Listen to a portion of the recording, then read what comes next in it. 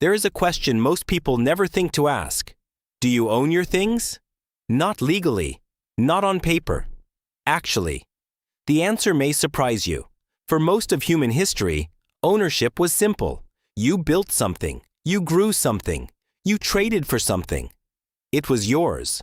Not because a document said so, not because a server confirmed it, because you held it, because you made it, because no one could take it without taking it from you directly. This kind of ownership had a name. Allodial title.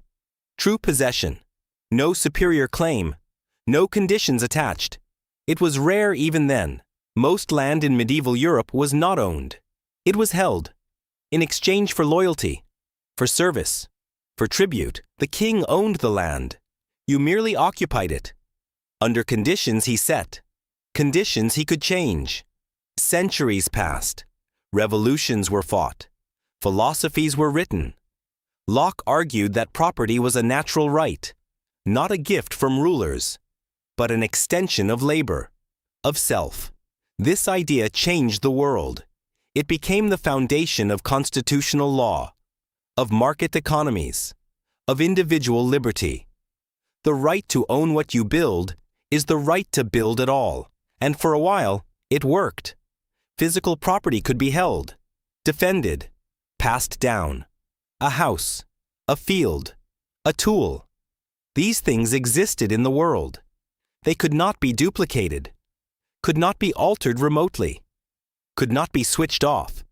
Then ownership moved online, and something changed, quietly, almost imperceptibly. The things you paid for stopped being yours. Consider something simple. A book. For centuries, when you bought a book, you owned it. You could read it, lend it, sell it, keep it forever. In 2009, Amazon remotely deleted a book from thousands of Kindles, without warning, without permission. The book was George Orwell's 1984. The irony was noted, but the lesson was not. What people called ownership was actually access. Conditional, revocable, dependent on a server remaining online and a company remaining willing. This pattern spread. Music became a subscription. Software became a license. Your car's features became a monthly fee. Your tractor's engine became proprietary code that only the manufacturer could repair.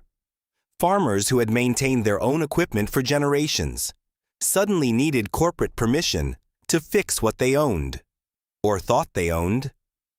The philosopher John Locke argued that property begins with labor. You mix your effort with the world, and something becomes yours. But what happens when the thing you labored to create lives on someone else's server? What happens when the tool you purchased contains code you are forbidden to read? What happens when your ownership is a permission that can be revoked? The question is not technical. It is philosophical.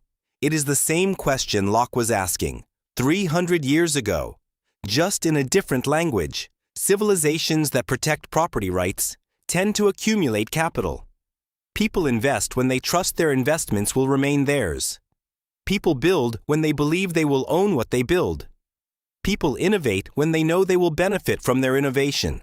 Remove that certainty, and the incentives collapse. Not immediately. Gradually. The way all civilizational decay happens. Slowly. Then all at once. This is the moment Bitcoin becomes relevant. Not as a financial instrument, not as a speculative asset, but as an answer to a philosophical problem. For the first time in history, it became possible to own something digitally, the way you once owned something physically.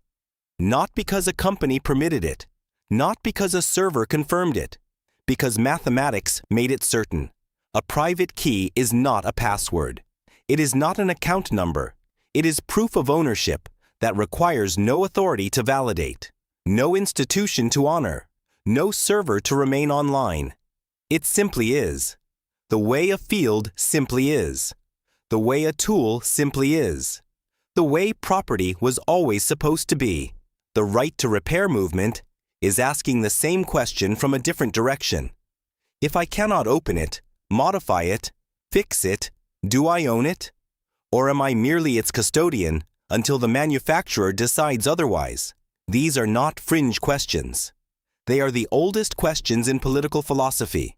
Dressed in new clothes, the arc of history suggests that ownership expands when power decentralizes and contracts when power concentrates.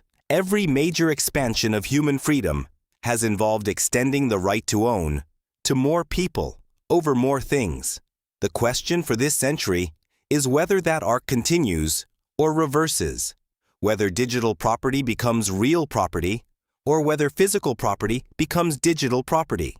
Conditional, revocable, permitted. The tools exist to go one direction: open source operating systems, peer-to-peer networks, hardware you can inspect and repair, cryptographic ownership that requires no permission. The question is not whether the technology is ready. It is whether the civilization is. Whether enough people understand that what they are being offered as convenience may be costing them something older, something harder to recover once lost: the right to own without asking. Locke believed property was not given by governments. It was recognized by them. The difference matters, because what governments recognize, they can also withdraw. What mathematics proves requires no recognition at all. This may be the most important property rights debate in 300 years. It is happening now, quietly, in code, in courtrooms, in the gap between what we think we own and what we actually do.